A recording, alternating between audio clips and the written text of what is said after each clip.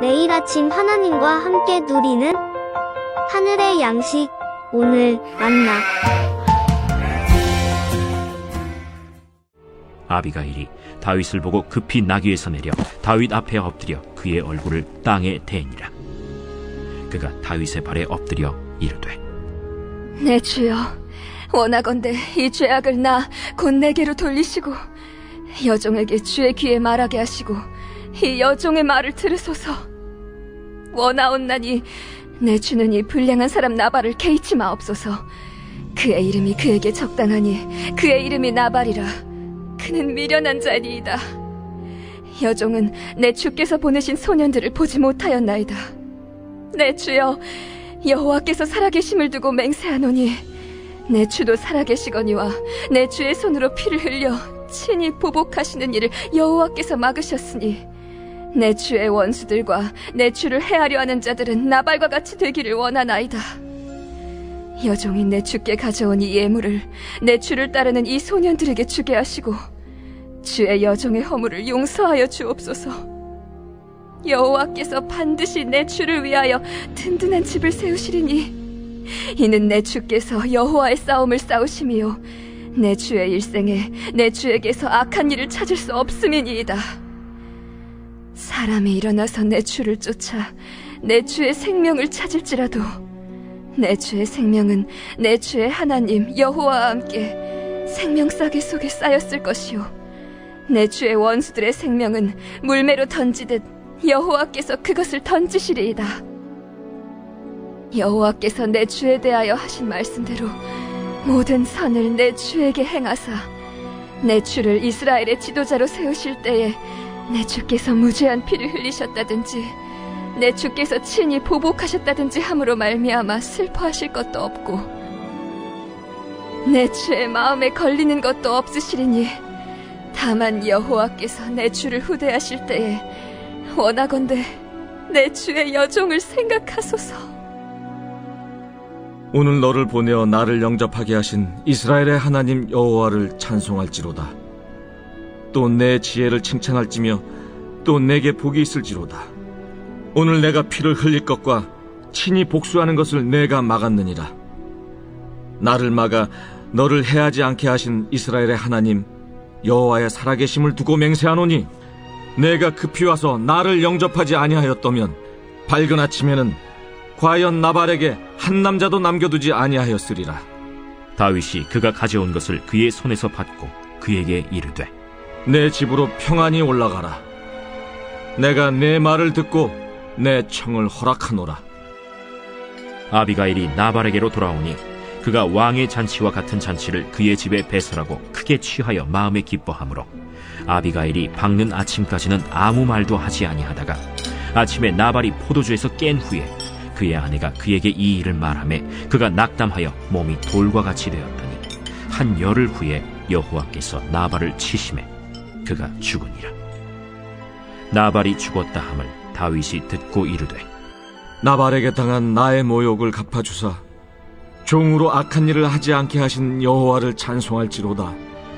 여호와께서 나발의 악행을 그의 머리에 돌리셨도다. 다윗이 아비가일을 자기 아내로 삼으려고 사람을 보내어 그에게 말하게 하매 다윗의 전령들이 갈멜에 가서 아비가일에게 이르러 그에게 말하여 이르되, 다윗이 당신을 아내로 삼고자 하여 우리를 당신께 보내더이다. 아비가일이 일어나 몸을 굽혀 얼굴을 땅에 대고 이르되, 내 주의 여종은 내 주의 전령들의 발 씻길 종이니이다. 아비가일이 급히 일어나서 나귀를 타고 그를 뒤따르는 처녀 5과 함께 다윗의 전령들을 따라가서 다윗의 아내가 되니라. 다윗이 또 이스라엘 아히노암을 아내로 맞았더니 그들 2사람이 그의 아내가 되니라. 사울이 그의 딸 다윗의 아내 미가를 갈림에 사는 라이스의 아들 발디에게 주었더라. 오늘 본문은 25장 나발 사건의 결론부에 해당합니다. 다윗의 분노로 인한 진멸의 계획이 실행되고 있었습니다. 그런데 하나님의 개입이 아비가일의 중재를 통해 나타납니다. 아비가일의 설득으로 다윗은 자기 곳으로 돌아가고 하나님의 심판이 나발에게 임합니다. 과부가 된 아비가일을 다윗은 아내로 맞이하며 오늘 본문은 결론을 맺게 됩니다. 오늘 본문에서 두드러지게 등장하는 인물은 아비가일입니다. 미련한 나발 곁에 지혜로운 아비가일이 있었습니다. 나발은 분노케 하는 사람이었지만 아비가일은 화평케 하는 사람이었습니다. 아비가일은 진격해오는 다윗을 찾아 급히 그를 중재하며 예물을 드립니다. 3절에서 총명하다고 소개한 그녀가 성품대로 활약을 했습니다. 다윗은 아비가일의 지혜에 감탄하며 하나님께 감사를 드립니다. 다윗이 피해 복수할 것을 아비가일의 지혜가 막았기 때문입니다. 다윗은 아비가일로 인해 나발을 향해 품었던 노여움을 풀고 진멸 계획을 철회합니다. 아비가일을 축복해주며 돌려보내게 되죠. 아비가일이 나발에게 돌아왔고 나발은 왕의 잔치에 버금가는 잔치를 열어 취해 즐기고 있었습니다. 자신의 흥을 위해 잔치를 아끼지 않는 그의 모습입니다. 그러나 은혜를 입은 이를 위하여 혹은 지나가는 나그네를 위하여 필요를 채우는 것에는 인색했던 나발의 모습입니다. 잔치 다음 날 모든 소식을 듣게 된 나발은 큰 충격을 받게 되고 열흘 후에 하나님께서 심판하셔서 죽게 됩니다. 다윗은 하나님께서 행하신 일에 대해 감탄합니다. 자신의 손으로 피를 보지 않은 것과 하나님께서 직접 악을 심판하신 것에 대한 감탄이었습니다. 다윗은 나발의 행동에 분노하며 진멸을 계획했었습니다. 하지만 하나님께서는 아비가일을 예비하셔서 이를 막으십니다. 하나님께서 직접 나발을 심판하시고 다윗으로 싸우지 않게 하십니다. 사울의 때도 그렇고 나발의 때도 그렇습니다. 하나님은 다윗 대신 싸우시는 하나님이십니다. 다윗의 억울함을 대신 갚아주시고 다윗을 해하려는 이들에게 심판을 내리십니다. 하나님은 이처럼 우리가 당하는 억울함, 모욕 등을 알고 계십니다. 그리고 우리를 위해 싸우고 계십니다. 우리의 날들 속에 억울함을 계수하시다가 결국 징계하십니다. 하나님은 우리의 방패가 되어주시고 피난처가 되어주시고 군대가 되어주십니다. 만일 세상이 교회를 조롱하고 있다면 하나님께서는 무관심하게 혹은 무력하게 두고 보시지만 않으시는 것입니다. 그리고 특별히 박해받는 국가의 그리스도인들을 하나님께서는 돌보시고 계십니다. 결국 하나님께서는 악인들을 징계하시고 자녀들을 이끌어 자유와 평안으로 인도하실 것입니다. 그래서 우리는 이 세상을 살아가며 억울하게 당하는 모욕적인 일들 속에서도 패배감으로 있지 않습니다. 바로 하나님께서 갚아주실 것을 기다리며 승리의 날을 소망하며 살아가게 되는 것입니다. 하나님께서 다윗을 막으시며 중재하시는데 사람을 보내셨습니다. 아비가일이라는 지혜로운 사람을 예비하셔서 다윗을 막으십니다. 그리고 분노에 범죄하는 것으로부터 보호해 주셨습니다. 다윗이 하나님의 역사에 감탄했던 것도 하나님께서 자신의 손으로 피를 흘리지 않게 하셨다는 것이었습니다. 하나님은 이처럼 우리의 삶을 적극적으로 돌보시는 분이십니다.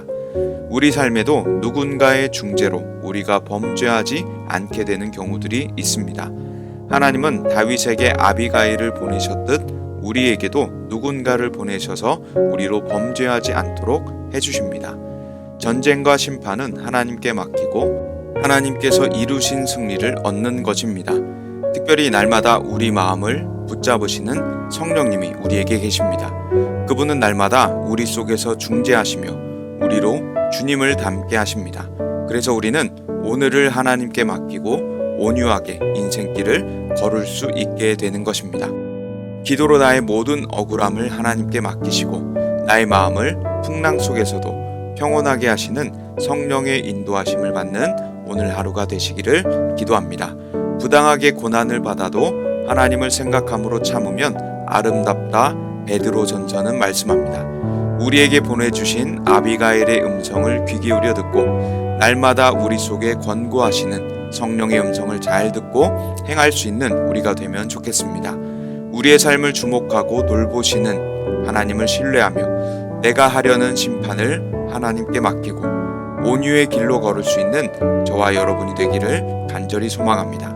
이처럼 홀가분하게 심판을 하나님께 맡기고 나의 원통함 풀어주실 하나님을 신뢰하며 오늘 하루 평안한 한 날 되시기를 간절히 기도합니다.